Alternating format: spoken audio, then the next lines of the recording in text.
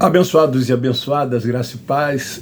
Hoje, sexta-feira, dia 21 de junho, por volta das 6h30 da manhã, eu estou aqui para gravar mais uma pérola da graça de Deus. Não pude gravar ontem à noite. Estou fazendo exatamente neste momento. Espero que vocês tenham um ótimo e abençoado dia. Tome posse, reina em vida, independente do que vai acontecer. Esteja certo de que esse será o melhor dia da sua vida. Porque tudo é a vontade de Deus. Nada acontece, nada ocorre sem que esteja dentro da sua vontade. Os religiosos, os que não têm a mente ativada, que ainda têm um véu sobre o rosto, eles acreditam no livre-arbítrio, né? Que as pessoas, elas podem fazer aquilo que elas bem entendem, aquilo que elas bem querem fazer. Mas se Deus é único, se Deus é soberano, se tudo é a sua vontade, só acontece porque Ele permite. Certo? Então, a pessoa, ela passa por uma determinada situação e por eles creem no livre-arbítrio, eles dizem que foi uma opção da pessoa. A pessoa que quis fazer aquilo. Mas eles esquecem que tudo é a vontade de Deus. Deus poderia impedir. Então, se a pessoa faz, é porque estava dentro da vontade de Deus. Eles não conseguem entender, sabe por quê? Porque nós somos um espírito revestido de carne e sangue. Nós não somos carne e sangue com um espírito. Deus não é pai na carne. Deus não é pai na carne, Ele é pai dos espíritos. Ele nos vê no espírito. Então tudo que já ocorreu, tudo que ocorre e tudo que ocorrerá está dentro da permissão, está dentro da vontade de Deus. Em Jó capítulo 42, 2 diz que ninguém pode frustrar os seus desígnios, os seus planos. Então tudo Deus permite. Ele diz lá em Isaías capítulo 45 que eu criei o mal, eu criei o bem. Eu, o Senhor, fiz todas as coisas. Eu promovo a paz e promovo a injustiça. Tem versão que diz a desgraça. Então, tudo é ou não a vontade de Deus? Tudo é a vontade de Deus. Por isso que nós dizemos assim, este será o nosso melhor dia. Não importa o que vai acontecer, nós não estamos preocupados com o que vai ocorrer. Sabemos que se acontecer algo, é a vontade de Deus. Ele quis que assim ocorresse, que assim acontecesse. Mas vamos lá. Eu quero ler na Epístola de Paulo aos Romanos, capítulo 5, versículo 17, que diz: pois se pela ofensa de um só a morte reinou por esse, muito mais os que recebem a abundância da graça e o dom da justiça reinarão em vida por um só, Jesus Cristo, o ressuscitado. O tema de hoje é os filhos de Deus, guiados e dirigidos pelo Espírito Santo, recebem a abundância da graça e reinam em vida. Esse é o tema de hoje. Os religiosos, eles nunca reinarão em vida. Este escrito de Paulo nunca alcançará um religioso. Porque o religioso, ele não acredita na escatologia consumada. Ele não acredita na parousia, mas que esperam ainda muitas coisas acontecerem, porque eles são futuristas. Eles aguardam a volta de Jesus, a ressurreição dos mortos.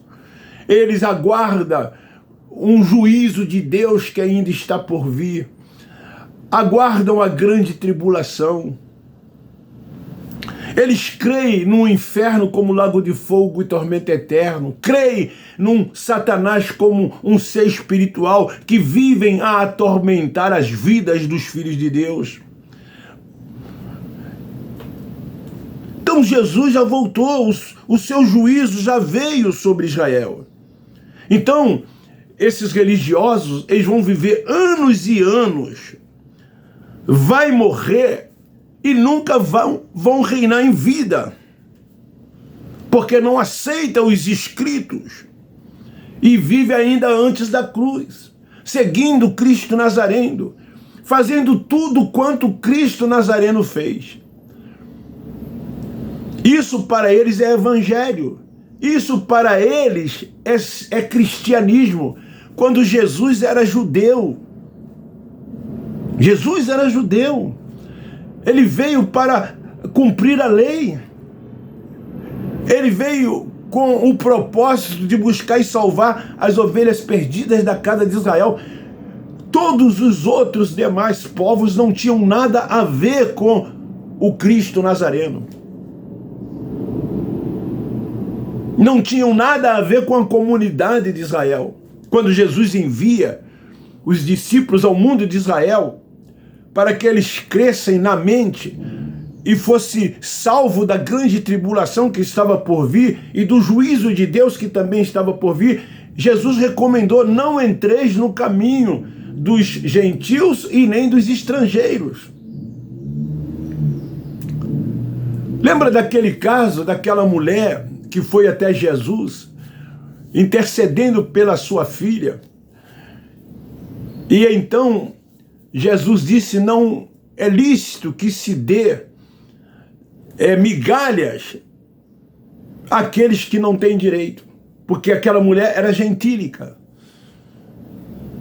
Mas a fé daquela mulher era tão grande, mas tão grande, que Jesus a atendeu e disse para todos quanto ali estava: nunca via fé tão grande como desta mulher em todo Israel. Porque os justos, eles vivem pela fé. Os que não eram justos viviam por obras. A lei eram o quê? Obras. O que essas pessoas fazem dentro das sinagogas aí? Obras. Buscam o quê? Perfeição. Buscam autojustiça. Buscam agradar aos homens pensando que estão agradando a Deus. Tem que cumprir ritos, tem que praticar liturgias, tem que frequentar templo, tem que participar dessas reuniões, tem que ter um homem, um simples mortal, que se diz ter uma autoridade espiritual dada por Deus sobre a vida dos filhos de Deus. E elas se orgulham de terem esses líderes sobre as suas vidas, quando os filhos de Deus são guiados tão somente e dirigidos pelo Espírito Santo. É Ele quem dirige os nossos passos, é Ele quem dirige as nossas vidas.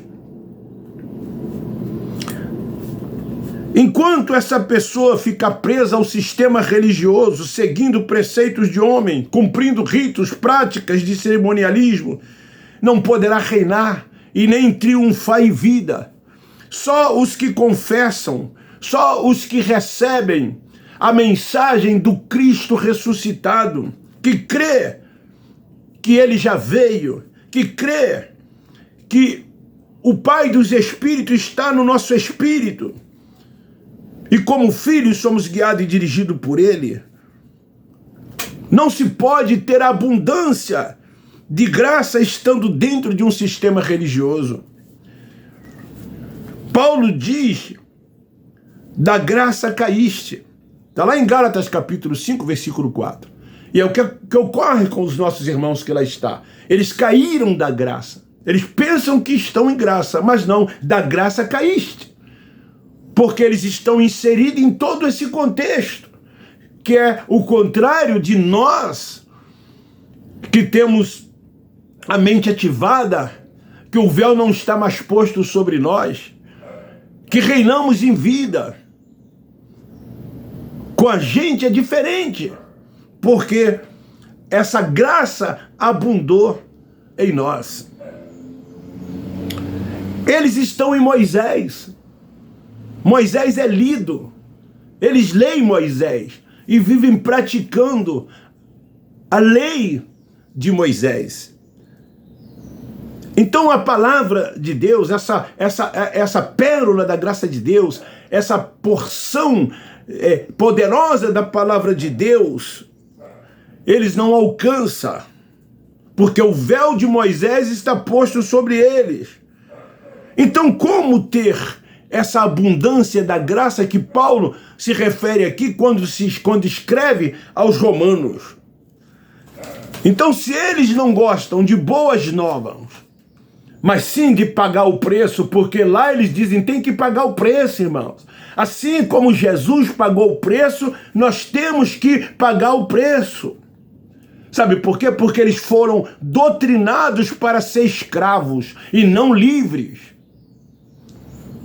E nunca vão se libertar porque são escravos, porque vivem debaixo de todos esses rudimentos e de todos esses preceitos. Permanecem escravizados, com fardos e julgos sobre os ombros de cada um deles, quando na verdade eles já foram libertos, mas não conseguem enxergar por causa do véu, por causa da mente cauterizada, por causa dos olhos espirituais que ainda se encontram fechados. Religioso, ele é escravo e servo. Como eles mesmos dizem, né? Sou servo. Não é isso que eles dizem? Eu sou servo. Deus tem piedade e misericórdia do seu servo. Eles dizem, somos ovelhas.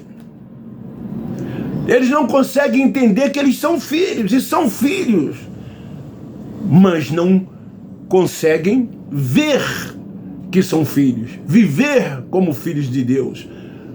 Optam por ser guiado e dirigido por homens, ao invés de ser guiado e dirigido pelo Espírito Santo. Porque tão somente os guiados e dirigidos pelo Espírito Santo de Deus recebem essa abundância da graça e então reinam em vida. Os filhos que têm a mente aberta não se opõem às boas novas. A liberdade no ressuscitado.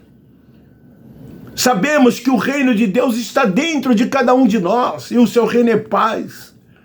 É alegria no espírito, justiça e poder. Nós não fazemos promessas, não fazemos votos, nós não jejuamos, nós não vamos a montes, nós não cumprimos rituais, não praticamos cerimoniais, não vivemos debaixo de orientação de quem quer que seja. Vivemos tão somente guiado e dirigido pelo Espírito Santo. Deus é único, é soberano, Senhor de tudo e de todos. O Senhor é o Espírito, Ele sim é o Senhor de nossas vidas. Nós confessamos que Ele está no nosso espírito, que somos espirituais, que não somos mais carnais, que não vivemos na prática das obras da carne, porque estamos voltados tão somente para o mundo espiritual de Deus. Estamos seguindo aquela orientação que Paulo dá aos irmãos de Colosso, no capítulo 3, versículo 1, buscai as coisas que são do alto, as coisas que são de cima, e não as coisas que são aqui da terra. Os espirituais, eles não são discernidos pelos carnais, porque nós atuamos dentro de um contexto espiritual não voltado para esse mundo da carne. Mas o mundo deles são esse, constituído de obras. Tem que fazer e tem que deixar de fazer. Eles são carne e sangue, com um espírito, porque o espírito veio de Deus, assim como veio de Deus também em nós. Só que somos espírito. Eles não são carne e sangue, com um espírito. Então por isso que eles são carnais. Mas quem é um espírito com carne e sangue é espiritual. Assim sendo, não vive mais na prática das obras da carne. Nós não vivemos como os religiosos vivem. Porque os religiosos, na prática da religiosidade, afasta do homem espiritual para o homem carnal. Sabe por quê? Porque eles honram mais a criatura do Criador do que o Criador. Veneram esses homens. Esses homens são tudo na vida deles. São os ungidos de Deus. São os anjos da igreja. São os profetas, os atalaia. São homens de Deus. Eu tive lá, era assim que esses homens eram vistos. E é assim que eles são vistos também nos dias de hoje. Paparicam, os filhos de Deus que lá estão, paparicam esses homens. Honram esses homens, dão primazia a esses homens. Eu preguei ontem que a glória de Deus ele não dá a outro. E esses homens estão lá buscando a sua própria glória. Querem estar em evidências, eles criam tantas siglas. São convenções disso, convenções daquilo. União de pastores. E vivem viajando pelo Brasil afora. E reuniões, e reuniões, e reuniões, e reuniões, e reuniões, cafés, almoços. Chega a dar nojo essas coisas. E querem dizer que Deus está nesses negócios. É uma politicagem que eles fazem dentro desses lugares, principalmente em anos políticos, como está acontecendo agora. Muitos desses templos religiosos têm sido mais políticos do que para a finalidade que eles dizem que buscam. Fazem políticas, são aproveitadores, tomam partidos. Essa é a mais pura verdade. Então, a Nova Jerusalém, ela não é mais física, ela é espiritual. E essa Nova Jerusalém ainda não foi estabelecida neles, como já foi estabelecida em nós, que é o reino de Deus que está em nós. Então, segundo esse texto de Paulo, os religiosos nunca reinarão em vida. Nunca reinarão em vida. Porque não tem esse entendimento. Porque não tem essa compreensão. Porque não aceitam essa doutrina. Ela não é minha. Essa doutrina não é minha. Essa doutrina é do Espírito Santo de Deus. É do Pai dos Espíritos. Esse alimento sólido. Essa palavra que dá ânimo, que edifica, que nos faz ficar cada vez mais arraigado tão somente nele, criando nele raízes. E assim nós vamos crescendo em graça, no conhecimento de Deus, vamos avançando cada vez mais, entendendo qual é a perfeita, boa e agradável de Deus, e descansando tão somente no Senhor. Sabemos que os nossos dias já foram contados por Ele. E enquanto aqui reinarmos, vamos reinar em vida. Vamos viver debaixo da sua orientação, como filhos que somos. Então esta é a palavra. Se você gostou, dê um like. Se você gostou, divulgue, compartilhe. Me ajude a fazer esse canal crescer. O canal está crescendo. Essa semana teve mais de 50 inscritos. Há 10 dias atrás eu atingi 4.000. Hoje já está em 4.060. Meu muito obrigado a cada um de vocês, de todo o meu coração. Quanto esse irmão aí, Leocádio, que entra aí e faz esses comentários, eu removo, né? Eu não perco tempo tá respondendo ele, não. Você percebe que é uma pessoa legalista, é uma pessoa que interpreta a Bíblia literalmente. Ele cita textos e mais textos, querendo fundamentar aquilo que ele diz acreditar. Mas nós que temos a mente ativada, não damos nem importância, porque sabemos que o véu ainda está posto sobre ele. O véu está posto. Ele ainda lê Moisés, ele vive antes da cruz. Não é o nosso caso. Não é o nosso caso. Então, se você quiser responder, você responde. Eu não perco tempo, vou lá e removo. Quantas ele colocar, eu removo. Eu posso remover, eu vou lá e removo. Não perco tempo com essa gente. Eu os amo. Eu não combato a pessoa desse irmão Leocádio. Eu combato o sistema doutrinal, como nós combatemos o sistema doutrinal. Porque todos eles são nossos irmãos, nós os amamos. Eles não nos amam, não. Eles só vivem para nos criticar. Nos chamam de falsos profetas, de anticristo, de uma série de coisas. Procuram sempre nos adjetivar. É isso que eles fazem conosco. Mas nós aqui para eles, nós da graça de Deus amamos vocês.